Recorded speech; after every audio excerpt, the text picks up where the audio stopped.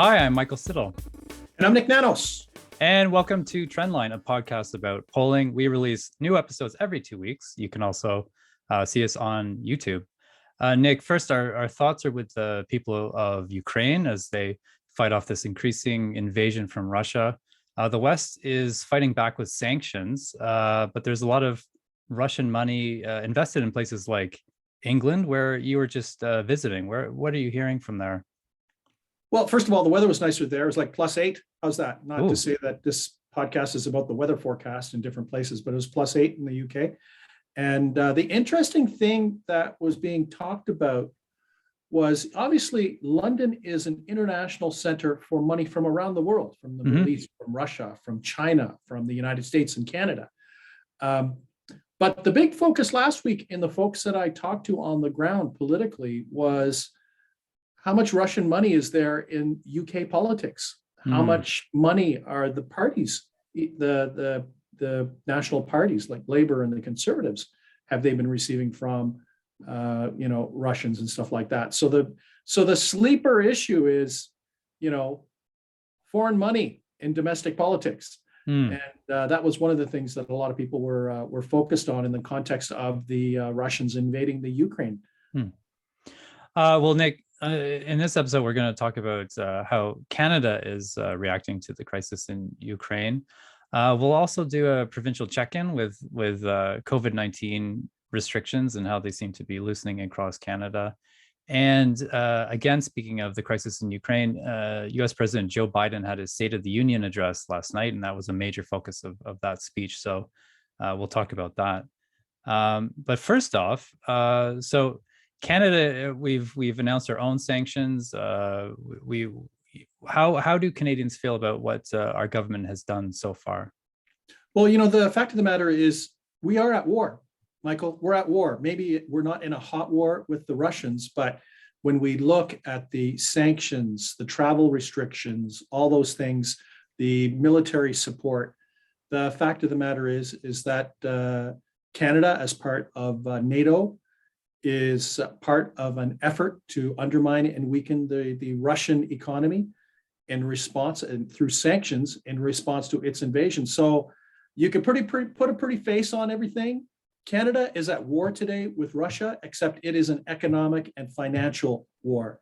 And what we know, at least from polling that we've done in the past, that Canadians are more likely to support sanctions compared to what I'll say a hot war with troops on the ground. That whenever there is a government that believes that troops need to be on the ground, Canadians are cautious.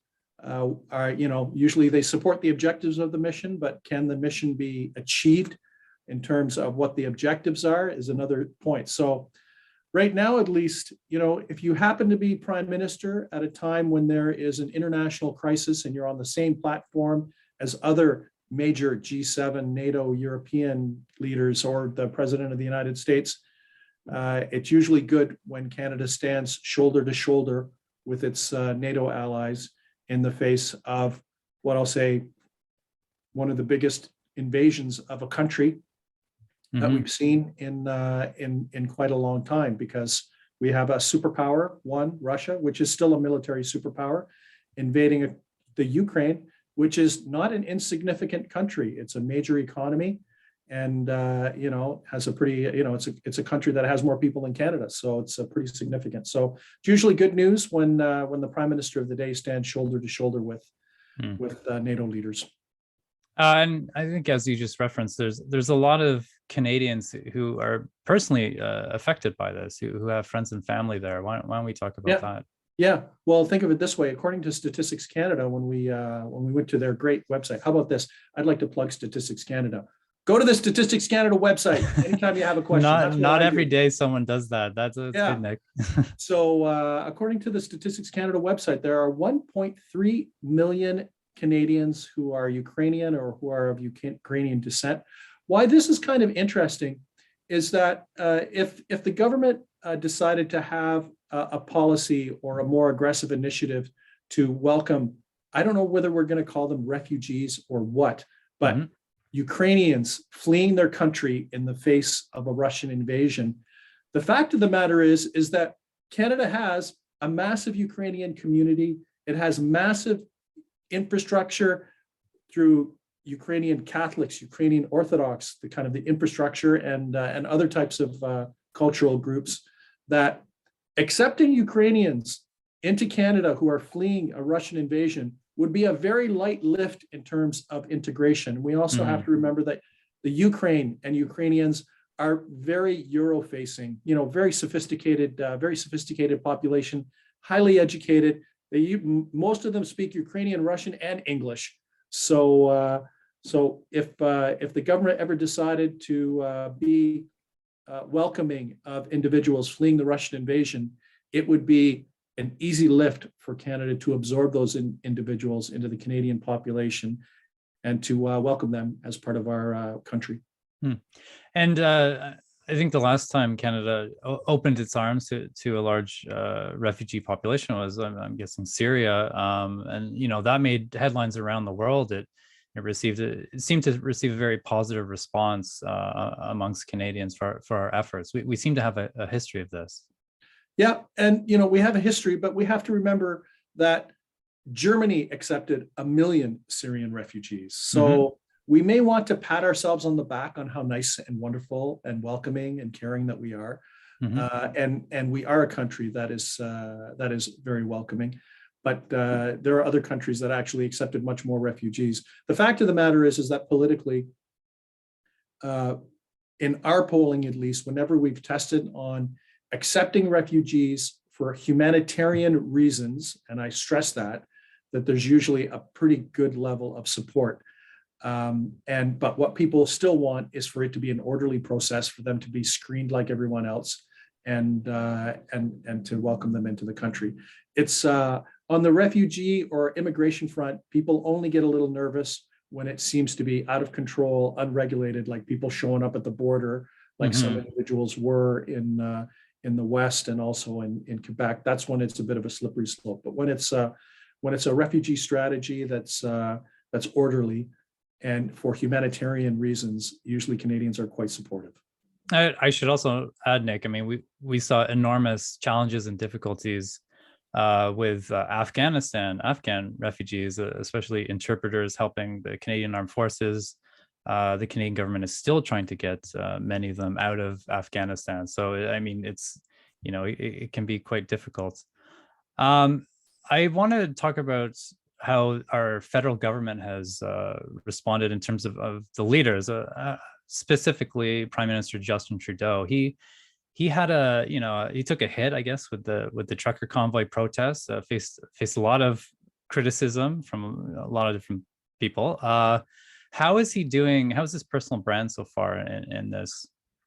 Well, this truckers convoy protest was quite a mixed bag for Justin Trudeau. The interesting thing is that when we tested on the different elements and the implementation of the Emergency Act, that about 2/3 of Canadians were okay with freezing bank accounts, and they were good with the Liberals introducing the Emergency Act. But the kicker is, Michael, when we ask Canadians whether their impression of Justin Trudeau had improved or worsened as a result of his handling of the truckers convoy protest, 47% of Canadians said that it had worsened, and only 20% said that it improved. So it's like a net negative by more than 2 to 1. It's had a negative impact on his brand. So what does this mean? That Canadians were good with him introducing the Emergency Act eventually and the purpose of the Emergency Act, but his journey throughout the truckers protest did not reflect well in terms of his personal brand for a significant number of Canadians, and they were probably unhappy with how long everything took, unhappy with some of the comments that he made that were not flattering, why don't we say, of the trucking's protest, and as a result, his brand has taken a hit. So, we talk about changing the channel sometimes. Well, the Russian invasion of the Ukraine changes the channel, because now Canadians are fixated on the Russian invasion, and things like the pandemic and things like the truckers protest seems like now, Michael, 1,000 years ago, but that was only like last week. It's like 1,000 years ago that the truckers protest at least was put to rest. was only recently, but it seems like a long time now. Hmm. And now with Justin Trudeau being on the same stage as a lot of other NATO leaders talking tough about Russia, he looks a little more prime ministerial. It's going to be interesting to see whether this has a positive impact on his brand in the coming weeks. Actually, I want to backtrack and go. You mentioned NATO, Nik. I mean, Yep. NATO is rarely in the headlines, and all of a sudden, it's Canadians are reminded of how important it is as an organization. How going forward? I mean, how does this affect Canada's impressions of NATO? Well, in our long-term polling, Canadians generally have a positive impression of NATO, and NATO's kind of like the security insurance policy. Hmm. Like you don't know it exists and you don't know all the details, but then when something goes wrong, Canadians go, "Thank goodness we have insurance," Mm-hmm. right? And NATO is like that from a security perspective. It's been on the ropes because many countries, and why don't we just put, including Canada, have not been spending what they should be spending on defense. But I think in this particular instance with the open aggression of Russia against the Ukraine, that it puts a spotlight on the relevance of NATO. The fact that I think many people are happy that NATO exists because it provides a framework, at least to kind of manage and protect Canada's and NATO's security interests. And the other thing that we saw, Michael, I don't know if because I follow German politics fairly closely, is we saw the Chancellor of Germany, Olaf Scholz, say that he was going to increase spending on defense. Mm-hmm. And considering the size of the German economy, for him to kind of move towards 2% of GDP on defense is actually a massive investment. So, but I think we have to say, in terms of the war in the Ukraine, is that I would say that everyone is a loser except for NATO. I believe that, the Ukraine is a loser because it will have a setback, even if there's a good outcome to this. Putin will be a loser because it will not be a clear win for him. The West will be a loser because globalization is being undermined as a result of this with all of the sanctions and stuff like that. And then why don't we just put as a footnote, perhaps a minor winner might be NATO and the increased relevance and commitment to NATO. Hmm. In the past, Nik, the Liberal brand has been intrinsically linked with Justin Trudeau. I mean, the two are the same essentially. But during this crisis in Ukraine, we've seen his cabinet ministers really kind of shine. I'm talking about Anita Anand, Chrystia Freeland, of course, and Melanie Joly. How does this affect the Liberal Party's overall support amongst Canadians? Well, we haven't seen a material bump in the support for the Liberal Party in the short term, but what it does allow the Liberals to do is to frame themselves as proactive. The other thing that's interesting is that the response of the Liberals to this allows them to highlight their team. You talked about the Minister of Defense, Anand, talked about Joly, Minister Freeland. That it allows the Liberals to not just focus on Justin Trudeau as the Prime Minister and the leader of the Liberal Party, but on the Liberal team. So it's too early to tell whether there's any kind of bump or improvement in the Liberal numbers. But right now, what we're seeing is kind of steady state. And still the numbers between the Liberals and the Conservatives fairly tight in the national ballot numbers. Now, on the other side of the aisle with the Conservatives, we're going to have a leadership race. Candice Bergen, of course, is the interim Conservative leader. And we got a new face in this race recently, Jean Charest, former Quebec premier. And not officially. But he is not officially. He's not potential. Potential. So I apologize. The face in the race. Is that what we're going to call it? I apologize to Mr. Charest, but yeah, he is a progressive conservative, and this is a party that has I don't know, their strategy. They seem to be going either slightly more to the center rights, and I'm very curious what your thoughts are on Charest potentially entering. Pardon me.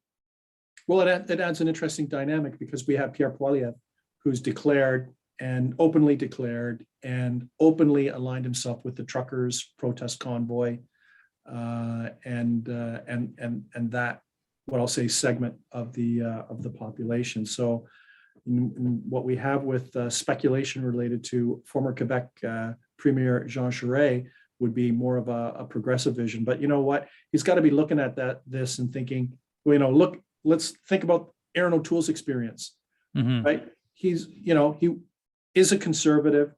He tried to veer a little more to the progressive side of the equation during the election. He did win more votes than Justin Trudeau, and didn't do too bad in the election. His personal brand actually improved quite significantly, but his caucus is much more right-wing than he was. His caucus is probably more right-wing than rank and file conservative members, and then his caucus is also much more right-wing than conservative voters. So I think Charest's got to be looking at this and thinking, yes, perhaps he could win an election, depending on the situation, but it might be a bigger hurdle for him to win the leadership of this particular configuration of the Conservative Party. And even if he did win, it would be difficult probably for a progressive to manage this caucus, which is mostly based in the West and very socially conservative compared to the past. Let's go over to NDP leader Jagmeet Singh. He's been very strong on opening Canada's borders, expediting the process for Ukrainian refugees. How is the NDP doing?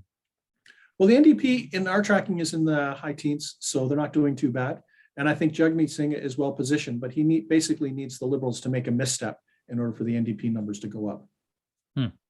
Well, let's move on to our provincial check-in. We're seeing, I mean, it's not an election. We're talking about federal politics. It's not an election year for them. At least we don't think so. Who knows? But it is one in Ontario, where Ontario Premier Doug Ford is loosening COVID-19 restrictions.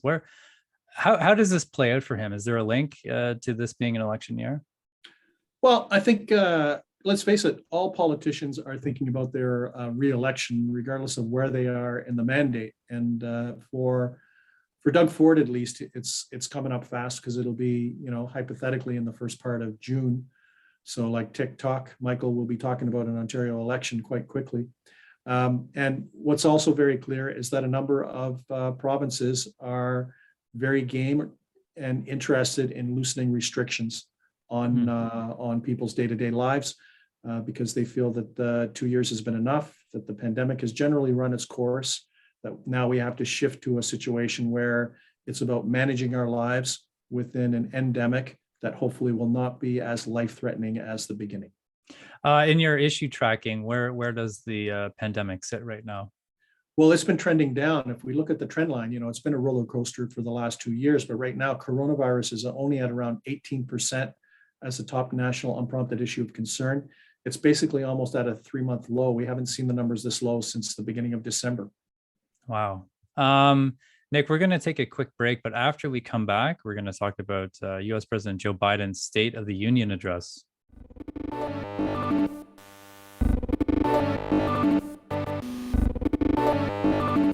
Nik, US President Joe Biden had a major State of the Union address this week, at a time of crisis and fierce Republican opposition. How do you think he did, and where what's his polling at right now? Man, his polling isn't great. When we look at the tracking by Ipsos Reuters on the approval rating of Joe Biden, you check out this long-term trend. At least since he's been president, as of February 23rd, 53% of Americans disapproved of his performance, while only 43% approved. And, you can see looking at the trend line that at the beginning, he had the honeymoon and his approval numbers were good, net positive. But Afghanistan derailed that, among other things, on the domestic agenda. So the State of the Union address this week was a key opportunity for Joe Biden to punch a massive reset button on his presidency and to hopefully, for him, get behind, why don't we just call it the Afghanistan fiasco in terms of him withdrawing and also to refocus on the domestic agenda. So he had everything last night. I watched the State of the Union address. He obviously talked about the Russians and the response to the Russians and economic, very strict and tough economic sanctions. He talked about inflation. He talked about gun control.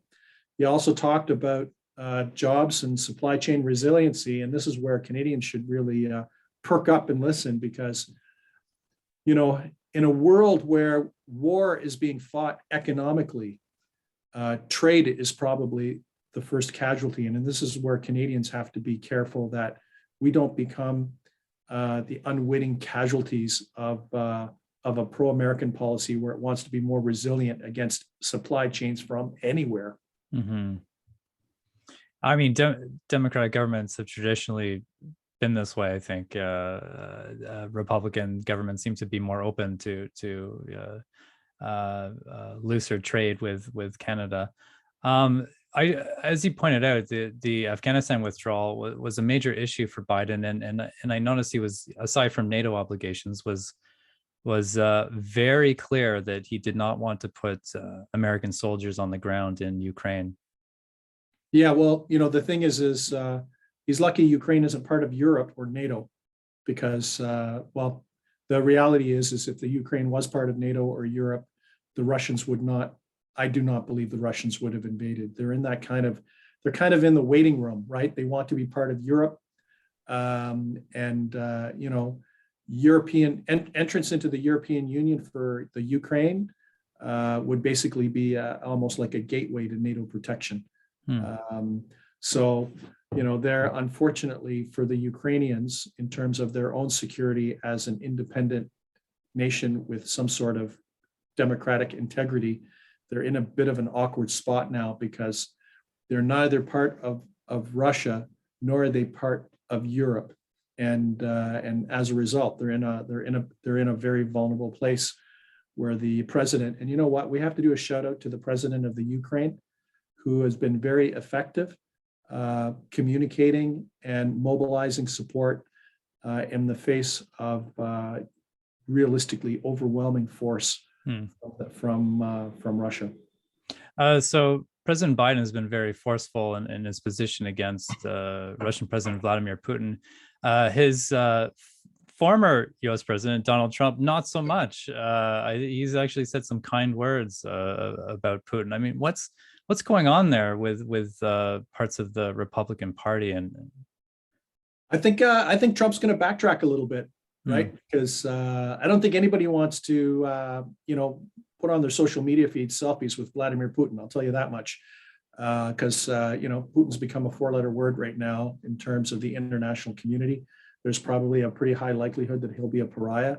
I think he's got to worry about whether there's any kind of blowback, because, you know, it's one thing to invade a country and domestically in Russia to kind of have an invasion, and then, you know, if as a result of the invasion your credit cards don't work, your money's being seized in other countries. If you have money in other countries, you can't use your electronic bus pass because Apple Pay has been turned off. That's when I think that's where Vladimir Putin has to be very careful in terms of the real impact. And that's why I said, Michael, this is a war.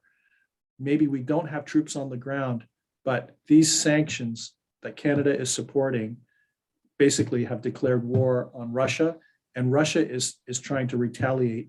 And, you know, the other interesting thing, 25% of the natural gas in Europe comes from Russia. Who knows what the Russians might do in order to put more pressure on Europe, especially if they're in a situation where they are negotiating a settlement of some sort. So it's still too early to tell what will happen. Nik, let's leave it there. As always, thank you very much. Take it easy.